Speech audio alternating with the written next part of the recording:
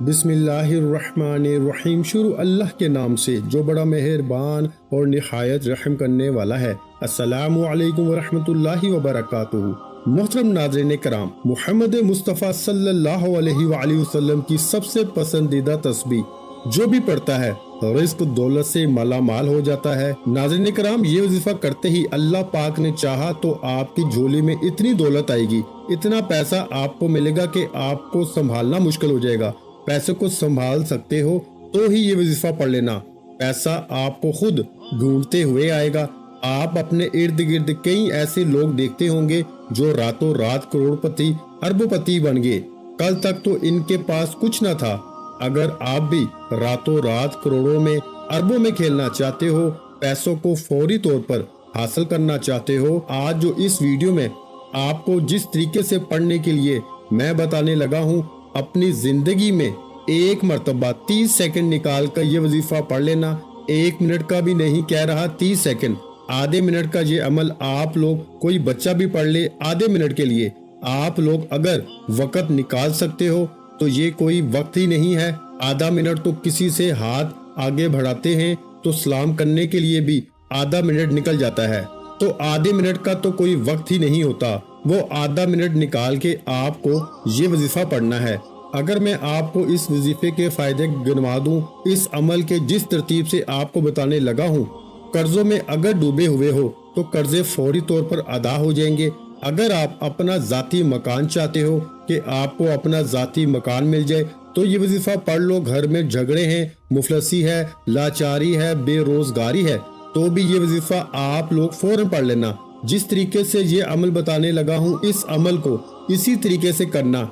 अपनी तरफ से तब्दीली मत करना। वजीफा समझो, एक एक बात, एक एक लफ्ज समझो, किस तरह कौन सा वजीफा किस तरतीब से कितनी तादाद में पढ़ना है, किस जगह पढ़ना है, किस वक्त पढ़ना है, किस तरीके से पढ़ना है, किस दिन पढ़ना है। ये चीजें आप लोग समझते नहीं हो। जल्दी से आप लोग वीडियो काटते हो, बस जल्दी में समझ लिया, बस मैं पढ़ लूंगा। इस तरह नहीं होता। नाज़रीन कराम, इंसान की इस वक्त सबसे बड़ी जो परेशानी है वो पैसा ना होना है, दौलत ना होना है, गरीबी। और ये अमल पैसों की जब बारिश कर देगा, दौलत का तूफान खड़ा कर देगा ना, तो कहाँ गई परेशानी? बीमारी क्यों लगी है? पैसा ना होने की वजह से, परेशानियों की वजह से, तंग दस्ती में, माली परेशानी में बंदा जहनी मरीज बन जाता है। लेकिन इस वजीफे से आपकी तमाम परेशानियां खत्म हो जाएंगी। ये वो अमल है कि इस अमल को पढ़ने के बाद बंदा अगर जो ना भी मांग सके या मांगना भूल भी जाए तो बिन मांगे ही इसको मिल जाता है। जो इंसान की जायज हाजतें होती हैं, जरूरियात होती हैं, फौरी तौर पर पूरी कर देता है और हर परेशानी को खत्म करता है। हर बीमारी को ये अमल खत्म करता है। जिस्म के कोने कोने से बीमारियों को खत्म करता है। जिस्म के कोने कोने से बदनजरी को खत्म करता है। जो बंदा कोई ऐसी परेशानी में हो, मिसाल के तौर पर कोई घरों में झगड़े हो, कर्जों में डूबा हुआ हो, कोई ऐसी परेशानी हो कि इसका हल ही ना निकलता हो, वो परेशानी भी ये वजीफा पढ़ते ही खत्म हो जाएगी। आज रब करीम के हजूर झोली फैलाकर आज इस वजीफे के बाद जो मांगना हो मांग के देख लेना। मैं बड़ी बात नहीं करता, आपको मायूसी नहीं होगी। अगर आपको इस अमल को पढ़ने के बाद फायदा ना हो तो फिर मुझे कहना। ये वो अमल देने लगा हूँ जो मेरा अपना जाती आजमूदा अमल है। जब से मुझे इस अमल के बारे में पता चला है, मैंने जब से इस अमल का आगाज किया है, अल्लाह पाक ने मेरी खाली जेब को दौलत से भर दिया है। खाली जेब को दौलत से भर देने वाला, दौलत की छमाछम बारिश कर देने वाला ये सच्चा अमल है। जिसने भी अपनी जिंदगी में सिर्फ एक मर्तबा ये अमल कर लिया, समझो वो बंदा करोड़पति बन गया। अल्लाह पाक की जात पे भरोसा करते हुए ये अमल कर लें। दिलों में वसवसे होते हैं कि पता नहीं ये जो वजीफा हम पढ़ रहे हैं ये असर करेगा नहीं करेगा, हमें रिस्क रुपया पैसा मिलेगा नहीं मिलेगा। दिलों में वसवसे अमल को जाया कर देते हैं। पूरे यकीन से अल्लाह पाक की जात पे पूरा भरोसा करते हुए आपको ये अमल पढ़ना है। अपने दिलों में अगर वसवसे रखोगे, अपने दिलों में अगर ख्यालात रखोगे कि पता नहीं ये वजीफा असर करेगा भी या नहीं करेगा, तो कुछ हासिल ना होगा। अल्लाह पर यकीन का सफर बेहद हसीन होता है। जो इस राह के मुसाफिर बन जाते हैं, कामयाबी इनका मुकद्दर बन जाती है। اللہ پر توکل اور اس کی ذات پر یقین کا سفر در حقیقت دکھوں بھری زندگی سے اور سکون زندگی کا سفر ہوتا ہے۔ اللہ پر یقین کرنے والوں کو سکون قلب کی نعمت میسر ہوتی ہے، کیونکہ ان کا یقین ایسی ہستی پر ہوتا ہے جو اس پوری دنیا کا بادشاہ اور پالنے والا ہے، جو انسان و حیوان، فضا میں اڑنے والے پرندوں، زمین پر بہتے ہوئے دریاؤں، سمندر، بہتے ہوئے پانی میں تیرتی ہوئی رنگ بھرنگی مچھلیوں، حتیٰ کہ اس زمین پر چلتی ہوئی چھوٹی سی چونٹی کا بھی مالک اور پروردگار ہے، جس کے حکم کن فیکون سے مقدر بدل جایا کرتے ہیں۔ اور جانتے ہو یقین کیا ہے؟ جب زندگی میں غموں کے گہرے بادل ہوں، روشنی کی امید نہ ہو، جب صحرا میں بھٹکنے والے مسافر کو ایک بوند پانی کی امید نہ ہو، جب زندگی میں خزاں ہی خزاں ہو، بہار کی کوئی امید نہ ہو، اس وقت دل سے یہ آواز آنا، پریشان نہ ہو، اللہ ہے نا۔ اللہ پر یقین تو سمندر سے بھی زیادہ گہرا ہونا چاہیے۔ جتنے بھی مشکل حالات ہوں، جتنے بھی اندھیرے ہوں زندگی میں، پھر بھی توکل صرف اللہ پر ہونا چاہیے کہ ایک دن اس اندھیرے میں روشنی کی کرن ضرور چمکے گی۔ جو اللہ کی عظیم ذات پر کامل یقین رکھتے ہیں میرے بھائیوں، فلاح کامیابی بھی انہی کے لیے ہوا کرتی ہے، تقدیریں بھی انہی کی بدلا کرتی ہیں۔ حضرت عمر بن خطاب سے روایت ہے کہ رسول اللہ صلی اللہ علیہ وآلہ وسلم نے فرمایا، اگر تم اللہ پر اس طرح توکل اور بھروسہ کرو جس طرح توکل کرنے کا حق ہے، تو وہ تمہیں اس طرح رزق دے گا جیسے پرندوں کو رزق دیتا ہے۔ پرندے صبح سویرے خالی پیٹ نکلتے ہیں اور شام کو بھرے پیٹ واپس آتے ہیں۔ جب انسان اپنے رب پہ اس قدر بھروسہ کر لیتا ہے کہ اس کے علاوہ کوئی بھی اس کی ضرورت پوری کرنے والا نہیں، تو اللہ بھی اپنے بندے کو مایوس نہیں لٹاتا۔ جو لوگ اللہ کے در کو چھوڑ کر دوسروں کے در سے مانگتے ہیں، کیا انہیں اللہ کی ذات پہ تھوڑا سا بھی یقین نہیں؟ کیا انہیں اس دنیا کے لوگوں پر اللہ کی ذات سے زیادہ بھروسہ ہے، جو ذات رات کو درختوں پر بیٹھے ہوئے پرندوں کو نیند میں بھی نیچے گرنے نہیں دیتی؟ وہ ذات انسان کو بے یار و مددگار کیسے چھوڑ سکتی ہے؟ اللہ پاک کی ذات تو رحیم و کریم ہے، انسان کو اس کی سوچ سے بڑھ کر عطا کرنے والی ذات ہے۔ اللہ تو فرماتا ہے، اے میرے بندو مجھ سے مانگو میں تمہیں عطا کروں گا، اور عطا بھی ایسا کہ انسان حیران رہ جائے۔ لیکن ہم انسان ہی بے وفا ہیں جو در در پہ جا کے سر جھکاتے ہیں، اللہ کو چھوڑ کر اللہ کے بنائے ہوئے بندوں سے مانگتے ہیں۔ اللہ پہ یقین کے معاملے میں زیادہ سوچا مت کرو، آنکھیں بند کر کے یقین کر لیا کرو، کیونکہ یہی وہ راستہ ہے جہاں فلاح و کامیابی نصیب ہوتی ہے، یہی وہ راستہ ہے جہاں پر کامیابی انسان کا مقدر بن جاتی ہے، یہی وہ راستہ ہے جہاں دنیا آخرت سمجھ جاتی ہے۔ اللہ تو قادر مطلق اور بے نیاز ہے، انسان کی سب خواہشات پوری کرنے پہ قادر ہے، بس اللہ کی ذات پہ کامل یقین ہونا چاہیے۔ میرے بھائیوں، اللہ کی ذات پہ یقین حضرت ابراہیم علیہ السلام جیسا ہونا چاہیے، جن کی توکل کے ذریعے آگ ٹھنڈی کر دی گئی۔ اللہ پر توکل حضرت موسیٰ علیہ السلام جیسا ہونا چاہیے، جو دریا میں بھی راستہ بنوا دیتا ہے۔ اللہ پر توکل تو یوسف علیہ السلام کو یعقوب علیہ السلام سے ملوا دیتا ہے۔ اللہ پر توکل تو شدید طوفان میں بھی کشتی نو پار لگا دیتا ہے۔ تو کیا ہم اپنے رب پہ توکل نہیں کریں گے، جو ناممکن کو ممکن کرنے کی قدرت رکھتا ہے؟ ہمیشہ اپنی عقل سے زیادہ اللہ کی ذات پہ بھروسہ کرو، کیونکہ اللہ پر پختہ یقین سخت اندھیرے میں بھی روشنی پیدا کر دیتا ہے۔ اللہ پاک کہیں نہ کہیں سے راستہ نکال ہی دیتا ہے، کیونکہ اللہ پاک اپنے بندوں کو پریشان نہیں دیکھ سکتا۔ وہ تو ایسی جگہوں سے انسان کو نوازتا ہے کہ انسان تصور بھی نہیں کر سکتا۔ دعائیں معجزوں کا باعث بنتی ہیں اور رب کے حکم کن فیکون سے تقدیریں بدل جایا کرتی ہیں۔ بس صبر اور اللہ پہ بھروسہ ضروری ہے۔ اللہ پہ یقین اتنا کامل ہونا چاہیے کہ اللہ کبھی بھی دوسرا دروازہ کھولے بغیر پہلا دروازہ بند نہیں کرتا۔ اگر اللہ پر یقین پختہ ہو جائے تو معاشرے سے بہت سے گناہوں کا خاتمہ ہو جائے۔ اگر اس بات پہ یقین آ جائے کہ قسمت میں لکھا ہوا رزق کسی دوسرے کے پاس نہیں جا سکتا، تو کبھی انسان دوسرے کے حق پہ ڈاکہ نہ ڈالے، کبھی قتل جیسا کبیرہ گناہ نہ ہو، کبھی یتیموں کا مال نہ ہڑپ کیا جائے۔ اللہ پر یقین کرنے والے کبھی بھی زندگی کی مشکلات سے گھبرایا نہیں کرتے، زندگی میں چھائے ہوئے غموں کے بادلوں سے پریشان نہیں ہوا کرتے، کیونکہ ان کا یقین واحد یکتا رب پہ ہوتا ہے، جہاں بڑی سے بڑی مشکل بھی آسان ہو جایا کرتی ہے۔ تو میرے بھائیوں، غموں کے چھائے ہوئے بادل خوشیوں کی کرنوں میں بدل جایا کرتے ہیں۔ جب دل اللہ کی رضا پہ راضی رہنے اور شکر کرنے کی عادت ڈال لے تو سکون مقدر بن جاتا ہے۔ جن کا بھروسہ اللہ پر ہو ان کی منزل فلاح و کامیابی ہے۔ اس لیے آپ جب بھی کوئی بھی وظیفہ شروع کریں، اس کے لیے آپ کو اپنے رب پہ یقین ہونا بے حد ضروری ہے۔ اگر آپ اللہ تعالیٰ پر یقین کرتے ہوئے یہ وظیفہ کریں گے تو انشاءاللہ کامیابی آپ کا مقدر ہوگی۔ ناظرین کرام، آپ لوگ اللہ پاک کا نام پڑھو، قرآنی آیات پڑھو، اور ایسا ہو نہیں سکتا کہ آپ کو فائدہ نہ ہو، لیکن آپ لوگ ایک تو جلد بازی میں وظائف پڑھتے ہو، اوپر سے آپ لوگ بے دلی سے، بے ترتیبی سے، اور آپ کو یقین نہیں ہوتا، دلوں میں وسوسے ہوتے ہیں کہ پتہ نہیں یہ وظیفہ اثر کرے گا یا نہیں کرے گا۔ تو اس طرح نہ کرو، آپ کا وظیفہ اس طرح کرنے سے کبھی اثر نہیں کرے گا۔ تو تمام چیزوں کا خیال رکھو۔ یہ وظیفہ آپ لوگ کسی بھی دن کر سکتے ہو۔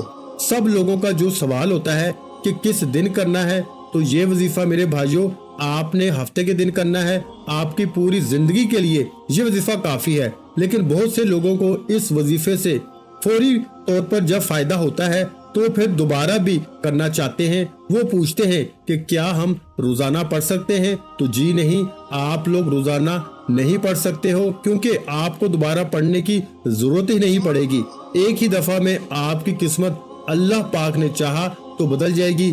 آج آپ کو وہ وظیفہ بتانے لگا ہوں، آپ کے دکھ تکلیف، بیماریاں، پریشانیاں، بے روزگاریاں، گھروں میں جھگڑے، بے اولادیاں، شادیوں کے مسائل، قرضوں کے مسائل، ذاتی مکان، جو کچھ آپ کی حاجتیں، مرادیں، پریشانیاں، انشاءاللہ وظیفہ پڑھتے ہی آپ لوگ اپنی آنکھوں سے غیبی طریقے سے اپنے پاس پیسوں کو پہلے تو آتے ہوئے دیکھیں گے، چاروں طرف سے آپ کے رزق کے اسباب کھل جائیں گے، رزق کے بند دروازے فوری طور پر انشاءاللہ اللہ پاک نے چاہا تو کھل جائیں گے۔ میرے بھائیوں، آپ کی قسمت ایسے چمکے گی کہ جو لوگ آپ کے حاسدین آج آپ سے جل رہے ہیں، جو لوگ آج آپ کو آپ کے رشتہ دار میں، خاندان میں، دوست احباب آپ کی غریبی کا مذاق بنا رہے ہیں، آپ کو دھتکار رہے ہیں، آپ کے ایسے حالات ہیں کہ آپ نے لوگوں سے اتنا پیسہ مانگ لیا ہے کہ قرضے آپ نے اتنے لیے ہوئے ہیں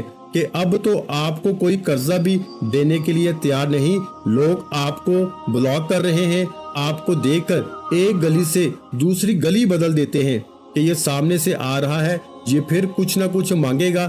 تو میرے بھائیوں، اگر آپ کے ایسے حالات ہیں، آپ بالکل قرضدار بن چکے ہو، آپ کی حالت بالکل خراب ہو چکی ہے، تو آپ فوری طور پر اس وظیفے کو پڑھ لیں۔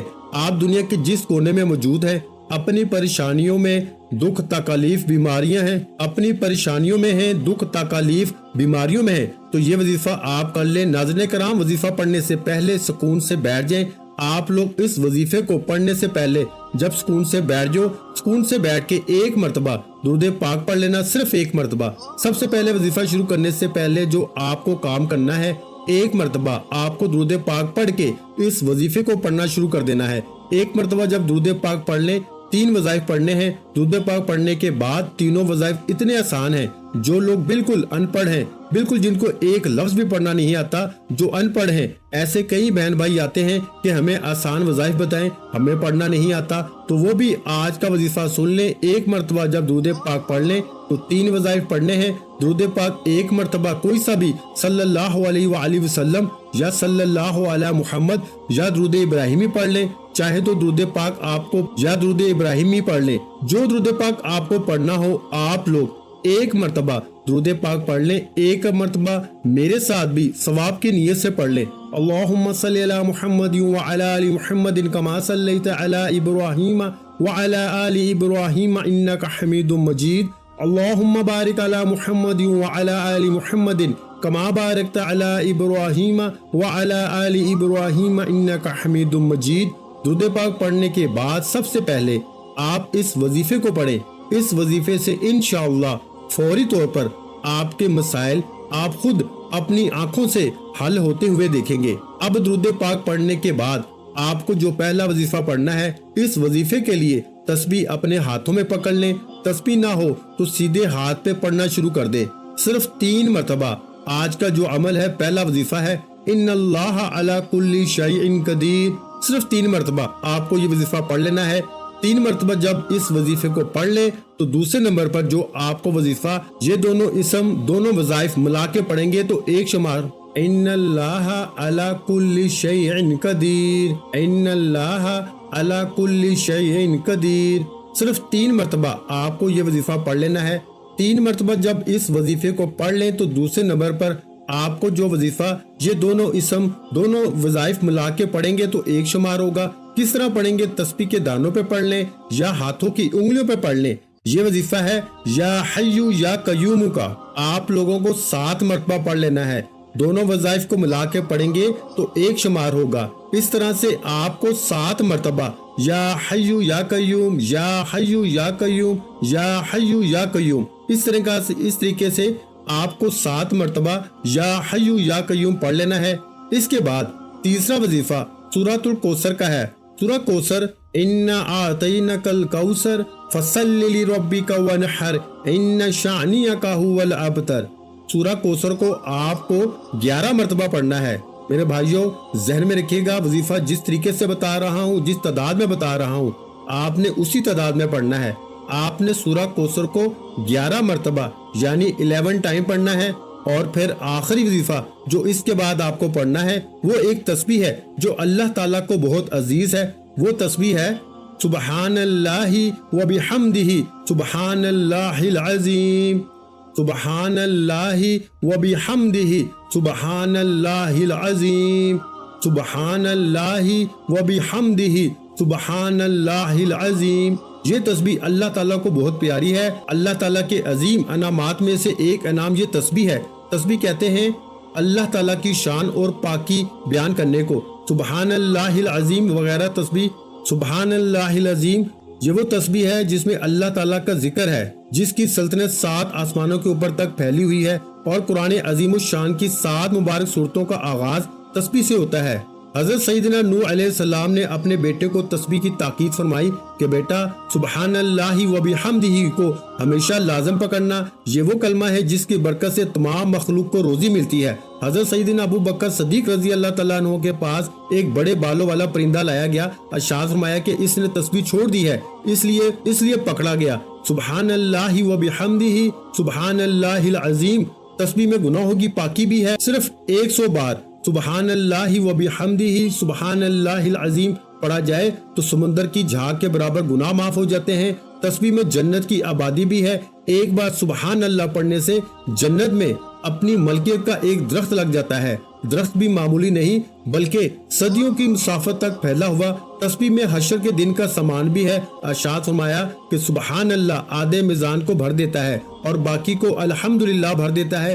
ایک بزرگ کے پاس ایک شخص نے روزی کی تنگی کی شکایت کی۔ انہوں نے فرمایا ہر نماز کے بعد سبحان اللہ 100 بار پڑھو۔ وہ صاحب زندہ دل انسان تھے۔